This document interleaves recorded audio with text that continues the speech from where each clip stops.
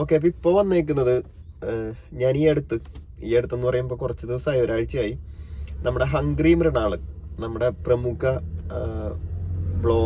Food ബ്ലോഗറായിട്ടുള്ള hungry മൃണാളിൻ്റെ ഡൈനിൻ റെസ്റ്റോറൻറ്റിലേക്ക് ഒരു visit നടത്തിയിട്ടുണ്ടായിരുന്നു. Visit എന്ന് വെച്ചാൽ ഭക്ഷണം കഴിക്കാൻ പോയിട്ടുണ്ടായിരുന്നു. അപ്പോൾ അതിൻ്റെ അനുഭവങ്ങളാണ് ഇപ്പോൾ പറയുന്നത്. എന്ത് ഫീൽ ചെയ്തു എന്നുള്ളത്. കാരണം മൃണാൾ ഇറ്റ് സെൽഫ് ഒരു ക്രിട്ടിക്കാണല്ലോ, ഹോട്ടലുകളുടെ അല്ലെങ്കിൽ റെസ്റ്റോറൻറ്റുകളുടെ ഒരു ക്രിട്ടിക്കാണ്. അപ്പോൾ പുള്ളിയുടെ പാത പിന്തുടരാനാണ് എൻ്റെ ആഗ്രഹം. അപ്പോൾ പുള്ളിയുടെ റെസ്റ്റോറൻറ്റിനെ പറ്റി ഒരു ക്രിട്ടിക് അനാലിസിസ് ആണ് ഇപ്പോൾ നടത്തുന്നത് കേട്ടോ. ഞാൻ പോയ സമയം എനിക്ക് തോന്നുന്നു അത് ഓപ്പൺ ചെയ്യുന്ന അന്നാണോ ചെയ്തതിൻ്റെ പിറ്റേ ദിവസമാണോ എന്നറിയില്ല. ഡേറ്റ് ബില്ലിലുണ്ട്. അപ്പോൾ അന്ന് ഞാൻ കഴിച്ചത്, ബില്ല് നോക്കട്ടെ, ബില്ലിൻ്റെ ഡേറ്റ് 22/5 ഈ മാസം മീൻസ് കഴിഞ്ഞ മാസം മെയ്യിൽ. അപ്പോൾ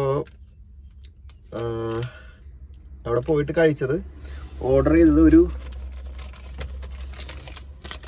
ഒരു ബീഫ് കായ കറി 66 രൂപ ടാക്സ് ഇല്ലാതെ. ചപ്പാത്തി 10 രൂപ, 4 എണ്ണം മേടിച്ചു. അങ്ങനെ മൊത്തത്തിൽ 111 രൂപ ടാക്സ് അടക്കം. പിന്നെ അതിൻ്റെ ഒപ്പം ഒരു ചിക്കൻ കറിയും മേടിച്ചു. ചിക്കൻ കറി 36 രൂപ, അതായത് സിംഗിൾ പോർഷൻ കേട്ടോ. ഇതെല്ലാം സിംഗിൾ പോർഷനാണ് കറിയൊക്കെ. അതിന് ടാക്സ് അടക്കം 38 രൂപ. ഇതാണ് ചാർജ് നോക്കുമ്പോൾ നമ്മൾ വളരെ ചീപ്പ് കാര്യങ്ങളൊക്കെ ആയിട്ട് തോന്നും. അതൊരു വിജയം തന്നെയാണ്, അല്ലെങ്കിൽ അതൊരു പുതിയൊരു ഐഡിയ ആണ്. ഇപ്പം ഈ പറഞ്ഞ പോലെ പോർഷൻ തീരെ കുറച്ചിട്ട് ചെയ്യുന്നത്. അതിൻ്റെ പോസിറ്റീവ് വശം എടുത്തുകൊണ്ട് തന്നെ പറയട്ടെ, സാധനം കറി ഒരു ഗുണമില്ല, ബ്ലാങ്ക് ആണ്. സത്യം പറഞ്ഞു കഴിഞ്ഞാൽ കറിക്ക് ടേസ്റ്റ് എന്ന് പറയുന്ന സാധനം ബ്ലാങ്ക് ആണ്. അതെന്തുകൊണ്ടാണ് ഇല്ലാഞ്ഞത്? അത് ആ സമയത്ത് ഓപ്പണിങ്ങിൻ്റെ ആ ഒരു തിരക്കിൽ സംഭവിച്ചു പോയതാണോ എന്നുള്ളത് എനിക്കറിയില്ല. പക്ഷെ ബീഫ് കായ കറിക്ക്, അതായത് ഗ്രേവിയുടെ ടേസ്റ്റ് ബ്ലാങ്ക് ആയിരുന്നു. എന്നാൽ ബീഫിന് ആകെ 2 പീസ് ബീഫാട്ടോ. അതായത് ഒരു ഇടത്തരം പീസ്, 2 പീസ് ബീഫാണ്. പിന്നെ കായയുടെ പീസുകളും. ഇതാണ് 66 രൂപയ്ക്ക് കിട്ടുന്നത്. അതായത് പ്രത്യക്ഷത്തിൽ ഇതൊരു പകുതി ബീഫ്. നമ്മൾ നോർമലി ഓർഡർ ചെയ്യുമ്പോൾ 120 രൂപ 130 രൂപയുടെ ബീഫായിരിക്കുമല്ലോ റെസ്റ്റോറൻറ്റിൽ. അപ്പോൾ അതിൻ്റെ പകുതി റേറ്റാണ് ഇപ്പോൾ ഇവർ വാങ്ങിയേക്കുന്നത്. പക്ഷെ അതിൻ്റെ ക്വാണ്ടിറ്റി ഇല്ല. മനസ്സിലായോ? ഇതൊരു എന്താ പറയാ, തട്ടിക്കൂട്ട് അല്ലെങ്കിൽ കണ്ണിൽ പൊടിയിട എന്നുള്ള ഒരു പരിപാടി ഉണ്ടല്ലോ, അതായിട്ടാണ് എനിക്ക് ഫീൽ ചെയ്തത് കഴിച്ചപ്പോൾ. ബീഫിന്റെ കാര്യം പറഞ്ഞല്ലോ, ബീഫ് കറിയുടെ ഗ്രേവിയിൽ ബ്ലാങ്ക് ആയിരുന്നു. അതിനകത്ത് എന്തൊക്കെ ചേർത്തിട്ടുണ്ടെന്നോ അതിനെപ്പറ്റിയൊന്നും ഞാൻ പറയുന്നില്ല. പുള്ളി തന്നെ പറയുന്നുണ്ട്, അതിനകത്ത്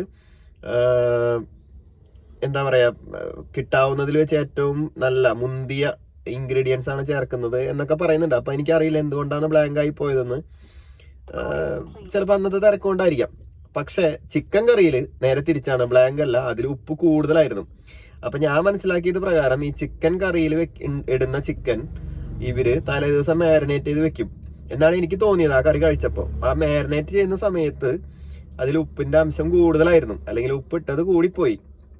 അപ്പോ അതിന്റെ ഭാഗമായി തന്നെ പിറ്റേ ദിവസം, അതായത് കറി വെക്കുന്ന ദിവസം, അതായത് ഞാൻ പോയ ദിവസം കറി വെച്ചപ്പോൾ അതിനകത്ത് ചിക്കനകത്ത്, സ്പെസിഫിക്കലി കറിയല്ല, ചാറിനകത്തല്ല, ഗ്രേവിയിലല്ല ഉപ്പ് കൂടിയേക്കുന്നത്, ചിക്കനകത്ത് ഉപ്പ് കൂടുതലായിരുന്നു, വളരെ കൂടുതലായിരുന്നു. അതായത് നമ്മൾ കഴിച്ചിറങ്ങി വന്നതിന് ശേഷവും ആ നാവിൽ ആ ഉപ്പിന്റെ ആ ഒരു രസം ഇങ്ങനെ കയറി വരുമായിരുന്നു.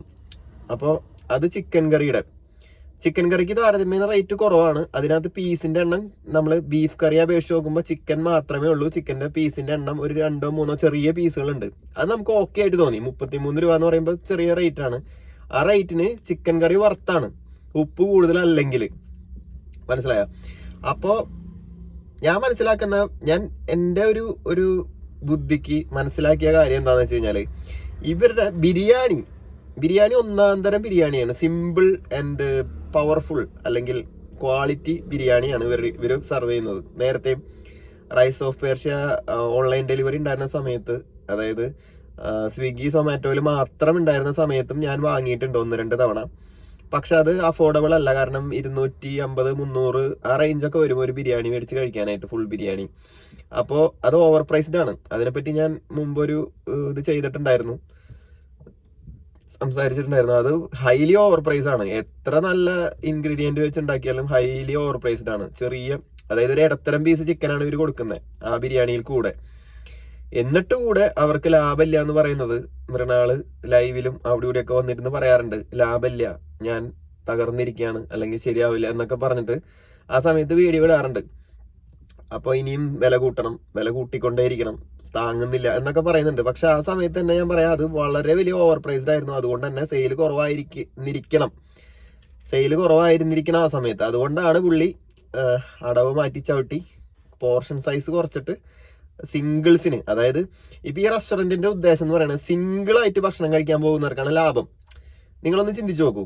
അതായത് സിംഗിൾ ആയിട്ട് പോകുമ്പോഴാണല്ലോ സിംഗിൾ പോർഷൻ കൊണ്ടുള്ള ആവശ്യം. സിംഗിൾ പോർഷനുകാർക്കാണ് ഇത് ലാഭം എന്ന് പറയുന്നത്. ആ പോർഷൻ അവർക്ക് ആ റേറ്റിന് വാങ്ങാൻ കിട്ടുന്നു, അതാണ് അതിന്റെ ലാഭം. അല്ലാതെ കഴിക്കുന്ന ഒരു കറിയുടെ ക്വാണ്ടിറ്റിയോ ക്വാളിറ്റിയോ നോക്കുമ്പോൾ, അല്ലെങ്കിൽ ടേസ്റ്റോ നോക്കുമ്പോൾ അത് ലാഭമില്ല മറ്റ് റെസ്റ്റോറൻറ്റുകൾ നോക്കുമ്പോൾ. പിന്നെ ഞാൻ എൻ്റെ ഒരു നിഗമന പ്രകാരം ഇവര് മെയിനായിട്ട് ഫോക്കസ് ചെയ്യുന്നത്, അല്ലെങ്കിൽ കൂടുതൽ എഫേർട്ട് ഇടുന്നത്, കൂടുതൽ ശ്രദ്ധിക്കുന്നത് ബിരിയാണി ഉണ്ടാക്കുന്നതിലാണ്.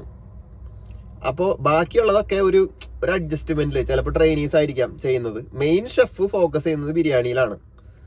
ആ ടേസ്റ്റ് നമുക്ക് കഴിക്കുമ്പോൾ അറിയാൻ പറ്റും. അതായത് ടേസ്റ്റോ അല്ലെങ്കിൽ ആ സിംപ്ലിസിറ്റിയോ ബിരിയാണിയുടെ ടെക്സ്ചറോ ഇതൊക്കെ നമുക്ക് അത്രയും പ്രൊഫഷണലിസത്തിന്റെ ആ ഒരു ഇത് കാണാൻ പറ്റുന്നുണ്ട്. അപ്പോൾ മലബാർ ദം ബിരിയാണിയാണ് അവിടെ അവർ സെർവ് ചെയ്യുന്നത്. അപ്പോൾ നിങ്ങൾ ബിരിയാണി ട്രൈ ചെയ്ത് നോക്കുക. ബാക്കി കറികളൊക്കെ പുള്ളി പറയുന്നത് ഹോംലി വീട്ടിലത്തെ പോലെയാണ്. ആ പുള്ളി ആദ്യമേ തന്നെ അതിന് മുൻകൂർ ജാമ്യമൊക്കെ എടുത്തിട്ടുണ്ട്. വീട്ടിലത്തെ ഫുഡാണ്. അപ്പോൾ വീട്ടിൽ ഇതുപോലെ എപ്പോഴും ഇടയ്ക്കിടയ്ക്ക് ഈ ഉപ്പ് കൂടുതലായിരിക്കും, ബ്ലാങ്ക് ആയിരിക്കില്ല, ഉപ്പ് കൂടുതലായിരിക്കും. അപ്പൊ അങ്ങനത്തെ ഒരു ഇഷ്യൂസ് വരാൻ സാധ്യതയുണ്ടെന്ന് അറിഞ്ഞുകൊണ്ട് മുൻപേ തന്നെ എറിയുന്ന പരിപാടിയാണ് മൃണാൾ ചെയ്യുന്നത്. കുറെ സൈക്കോളജിക്കൽ മാനിപ്പുലേഷൻ ചെയ്യുന്നുണ്ട് പുള്ളി. അതായത് റോങ് ആയിട്ടുള്ള കാര്യങ്ങൾ ചെയ്യുമ്പോൾ അത് ഞാൻ ചെയ്തതാണ്, അല്ലെങ്കിൽ അങ്ങനെയൊക്കെ പറഞ്ഞിട്ട് മനുഷ്യരുടെ മനസ്സിനെ മാനിപ്പുലേറ്റ് ചെയ്യാൻ ശ്രമിക്കുന്നുണ്ട്. പുള്ളിയുടെ അത് പ്രൊമോഷൻ ആയിരിക്കാം, അല്ലെങ്കിൽ പുള്ളിയുടെ ഒരു മാർക്കറ്റിംഗ് തന്ത്രം എന്നൊക്കെ പറഞ്ഞ് നമുക്ക് വേണമെങ്കിൽ ഒതുക്കാം. പക്ഷെ എനിക്ക് ഫീൽ ചെയ്ത കാര്യം, പുള്ളി മറ്റ് റെസ്റ്റോറൻറ്റുകളിൽ പോയിട്ട് ജെനുവിൻ ആയിട്ടുള്ള റിവ്യൂ എടുത്തിട്ട് ഫേമസ് ആയ ആളാണ്. അങ്ങനെ ഉണ്ടാക്കിയ ഒരു സബ്സ്ക്രൈബേഴ്സ് ആണ് പുള്ളിക്ക് നിലവിലുള്ളത്. ലക്ഷക്കണക്കിന് സബ്സ്ക്രൈബേഴ്സ് ഉള്ളത്, വാല്യുബിൾ ആയിട്ടുള്ള. അപ്പൊ ആ സബ്സ്ക്രൈബേഴ്സിനെ വെച്ചിട്ട് പുള്ളി മാനിപ്പുലേറ്റ് ചെയ്യുന്ന ഇൻ ദ സെൻസ് പുള്ളി തെറ്റായ കാര്യങ്ങൾ പറഞ്ഞിട്ട് അത് ഞാൻ വലിയ സംഭവമാണ്, അല്ലെങ്കിൽ ഞാൻ ഇങ്ങനെ ചെയ്യുള്ളൂ, ഇത് അങ്ങനെ പറ്റുള്ളൂ എന്നൊക്കെ പറഞ്ഞിട്ട് വീഡിയോ ചെയ്യണം. ഞാനിപ്പോ എല്ലാ ലൈവൊന്നും ഞാൻ കാണാറില്ല. ഓക്കെ, അപ്പൊ പറഞ്ഞു വന്നത് ഇദ്ദേഹത്തിന്റെ വീരവാദങ്ങളും വിടുവായുത്തരങ്ങളെ പറ്റിയാണ് കേട്ടോ. അപ്പൊ അതിലൊന്നാമത്തെ കേസാണ് ഈ കാർ പാർക്കിംഗ് കൊടുക്കുന്നില്ല, കാറ് ഉള്ളവർ വരണ്ട, അല്ലെങ്കിൽ കാറിന്റെ ആറ്റിറ്റ്യൂഡിനെ പറ്റിയൊക്കെ പറഞ്ഞു, സാധാരണക്കാരുടെ ആറ്റിറ്റ്യൂഡിനെ പറ്റിയൊക്കെ പറഞ്ഞു. അപ്പൊ അത് ഇല്ലീഗലാണ്. ആ ഒരു പറഞ്ഞ കാര്യം ഇല്ലീഗലാണ്. പാർക്കിംഗ് കൊടുക്കില്ല എന്നൊക്കെ പറഞ്ഞത് ഇല്ലീഗലാണ്. കാരണം ഞാൻ പറയാം, കൊച്ചിയിലായിക്കോട്ടെ, ഇപ്പൊ ഇന്ത്യയിലെ എവിടെയാണെങ്കിലും അവിടെ ഇപ്പൊ കൊച്ചിയുടെ കേസ് പറയുകയാണെങ്കിൽ കൊച്ചി കോർപ്പറേഷന്റെ റെഗുലേഷൻസ് ഉണ്ട്, റൂൾസ് ആൻഡ് റെഗുലേഷൻസ് ഉണ്ട്. അതിൽ പറയുന്നത് restaurants must provide of street parking based on floor area and seating capacity. അതായത് സീറ്റിംഗ് കപ്പാസിറ്റി അനുസരിച്ച്, അല്ലെങ്കിൽ ഫ്ലോറിന്റെ സ്ക്വയർ ഫീറ്റ് ഏരിയ അനുസരിച്ച് പാർക്കിംഗ് ഏരിയ അലോട്ട് ചെയ്ത് കൊടുത്തിരിക്കണം. അതായത് റെസ്റ്റോറൻറ്റിന്റെ മുന്നിൽ തന്നെ, അല്ലെങ്കിൽ റെസ്റ്റോറൻറ്റിന്റെ അടുത്തായിട്ട് ഡെഡിക്കേറ്റഡ് പാർക്കിംഗ് അനുവദിച്ചു കൊടുത്തിരിക്കണം. സ്ട്രീറ്റിലല്ല, ഓഫ് സ്ട്രീറ്റ് പാർക്കിംഗ് എന്നാണ് പറയുന്നത്. അതായത് സ്ട്രീറ്റിലോ റോഡിന്റെ സൈഡിലോ അല്ലാതെ ഡെഡിക്കേറ്റഡ് ആയിട്ടുള്ള ഒരു സ്ഥലത്ത്, അതിപ്പോ റെസ്റ്റോറൻറ്റിന്റെ മുന്നിൽ വേണമെന്നില്ല. ഈ കേസിൽ, ഹംഗ്രി മൃണാളിന്റെ കേസിൽ, ഹോട്ടലിന്റെ മുന്നിൽ 3-4 പാർക്കിംഗ് ഏരിയ ഉണ്ട്. പുള്ളി അവിടെ പുള്ളിയുടെ സൗകര്യത്തിന്, അതായത് പുള്ളി ഉദ്ദേശിക്കുന്നത് എന്താ, അവിടെ വണ്ടി പാർക്ക് ചെയ്ത് കഴിഞ്ഞാൽ പിന്നെ അങ്ങോട്ടും ഇങ്ങോട്ടും മൂവ്മെന്റ് നടക്കില്ല. അപ്പോൾ കാറിന് കൊടുക്കുന്നില്ല. അതായത് കാറിന് പാർക്കിംഗ് ഇല്ലെങ്കിൽ കൂടെ അതിങ്ങനെ പബ്ലിക്കലി വന്ന് ഒരു വീരവാദം മുഴക്കുന്ന പോലെ, ഞാൻ കാർ പാർക്കിംഗ് കൊടുക്കുന്നില്ല അങ്ങനെയൊക്കെ പറയേണ്ട ഒരു ആവശ്യമില്ല.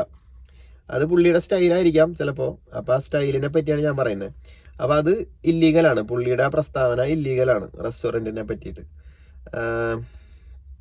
അതായത് typically 1 to 2 parking slots per 10 square metre. അതായത് 10 സ്ക്വയർ മീറ്ററിന് ഉള്ള ഡൈനിങ് ഏരിയ ഉണ്ടെങ്കിൽ 1-2 പാർക്കിംഗ് കാർ പാർക്കിംഗ് ഏരിയ കൊടുത്തിരിക്കണം എന്ന് റൂളാണ്, കോർപ്പറേഷൻ്റെ റൂളാണ്. അത് എന്തായാലും, അതായത് സെപ്പറേറ്റ് റെസ്റ്റോറൻറ്റ് മാത്രമായിട്ട് ചെയ്യുന്ന സ്ഥലങ്ങളിൽ എന്തായാലും നിർബന്ധമാണ്. അതിനകത്ത് ഒരു സംശയവും ഇല്ല കേട്ടോ, കൊച്ചി കോർപ്പറേഷൻ്റെ റൂൾസിലുള്ളതാണ്. എന്നാൽ ഹെറിറ്റേജ് അല്ലെങ്കിൽ കൺജസ്റ്റഡ് സോണിൽ ഇത് കുറച്ച് റിലാക്സ് ചെയ്ത് കൊടുത്തിട്ടുണ്ട് ഈ റൂള്, അങ്ങനെയാണ് ഇതിൽ പറയുന്നത്. അപ്പോൾ ഒന്നാമത്തെ കാര്യം അത്. പിന്നെ രണ്ടാമത്തെ കാര്യം, മൃണാള് പറയുന്നത് തൻ്റെ റെസ്റ്റോറൻറ്റിൽ ഉപയോഗിക്കുന്നതെല്ലാം മുന്തിയനം സാധനങ്ങളാണ്, അല്ലെങ്കിൽ പറയുന്നത് അതല്ല, മുന്തിയനം വിട്ടേക്ക്.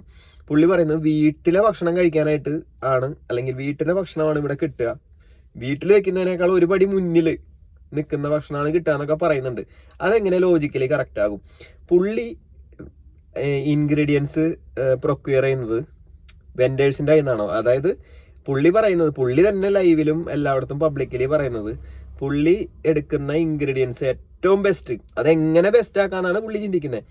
അല്ലാതെ നമ്മൾ വീട്ടിൽ ചെയ്യുന്നത്, ഞാൻ വീട്ടിലത്തെ കേസ് പറയാം അപ്പം മനസ്സിലാവും.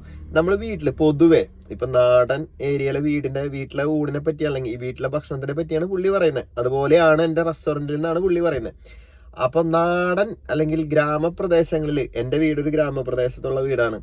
അപ്പം ആ വീട്ടിൽ ചെയ്യുന്നത് എങ്ങനെയാണെന്ന് വെച്ച് കഴിഞ്ഞാൽ, ഒരുമാതിരിപ്പെട്ടുള്ള ഗ്രെയിൻസ് എല്ലാം, അതായത് ഗോതമ്പ്, അരി അങ്ങനത്തെ എല്ലാവിധം, അതായത് മുളക് പൊടി, മല്ലിപ്പൊടി, ഇതെല്ലാം നമ്മൾ ഹോള് മേടിച്ച് പൊടിച്ച്, ഇപ്പം മസാലകൾ ഉൾപ്പെടെ, അതായത് ഗരം മസാലകൾ ഉൾപ്പെടെ ഹോള് ഏറ്റവും ബെസ്റ്റ് അല്ലെങ്കിൽ നാടൻ ഐറ്റംസ് ഹോളായിട്ട് വാങ്ങിയിട്ട്, പൊടിക്കാത്തത് വാങ്ങിയിട്ട് പൊടിച്ചാണ് ഉപയോഗിക്കുന്നത്. പിന്നെ വെളിച്ചെണ്ണ ആയിക്കോട്ടെ, നമ്മൾ അടുത്തുള്ള ഏറ്റവും ബെസ്റ്റ്, അതായത് നമുക്ക് ബെസ്റ്റ് എന്ന് പറയുന്നത് നമുക്ക് നേരിട്ട് അറിയാവുന്ന ചക്കില് അല്ലെങ്കിൽ മില്ലില് ആട്ടിയ വെളിച്ചെണ്ണയാണ് എടുക്കുന്നത്. നമുക്ക് പരിചയമുള്ള ആൾക്കാർ, വേറെ അതിനകത്ത് മിക്സിംഗ് ഒന്നും അഡൾട്രേഷൻ ഇല്ല എന്ന് ഉറപ്പുള്ള കാര്യങ്ങൾ മാത്രമാണ് നമ്മൾ യൂസ് ചെയ്യുന്നത്. അല്ലെങ്കിൽ നമ്മൾ തന്നെ കൊപ്ര എടുത്ത് നമ്മൾ തന്നെ ആട്ടി ഉപയോഗിക്കുകയാണ് ചെയ്യുക. അതാണ് ഒരു വീട്. അപ്പൊ പുള്ളി പറയുന്ന സ്റ്റാൻഡേർഡ് അല്ലെങ്കിൽ അതിന് മുകളിൽ നിന്നാണ് പുള്ളി പറയുന്നത്. അതിന് മുകളിൽ എങ്ങനെയാ സംഭവിക്കുക? കാരണം പുള്ളി ഉപയോഗിക്കുന്ന എല്ലാം പാക്കഡ് ഐറ്റംസ് ആണ്, മാർക്കറ്റിൽ കിട്ടുന്ന ഐറ്റംസ് ആണ് എല്ലാം വരുന്നത്. പാക്കഡ് അല്ലെങ്കിലും ലൂസ് ആണെങ്കിലും എങ്ങനെയാണെങ്കിലും മാർക്കറ്റിൽ അവൈലബിൾ ആയിട്ടുള്ള സാധനങ്ങളാണ്.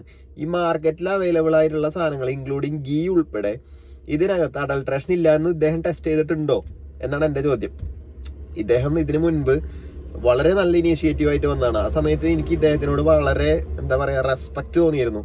വെളിച്ചെണ്ണയിൽ കെമിക്കൽ ടെസ്റ്റ് ചെയ്യുന്നു, അല്ലെങ്കിൽ അഡ്വാൻസ്ഡ് ടെസ്റ്റുകൾ വെളിച്ചെണ്ണ, പല പല ബ്രാൻഡുകളുടെ വെളിച്ചെണ്ണകൾ ട്രൈ ചെയ്ത്, അങ്ങനെയൊക്കെ അത് ഒരു നല്ലൊരു വളരെ വലിയൊരു ഇനീഷ്യേറ്റീവ് ആയിരുന്നു. കാരണം എൻ്റെ മനസ്സിൽ അങ്ങനെയൊക്കെയുള്ള തോട്ട്സ് ആരെങ്കിലുമൊക്കെ ചെയ്യണം അല്ലെങ്കിൽ അങ്ങനെയൊക്കെ തോന്നിയായിരുന്നു. പക്ഷെ ഇദ്ദേഹം റെസ്റ്റോറൻറ്റ് തുടങ്ങിയ സമയത്ത് എല്ലാം പ്ലേറ്റിന്റെ സൈഡ് മറഞ്ഞു.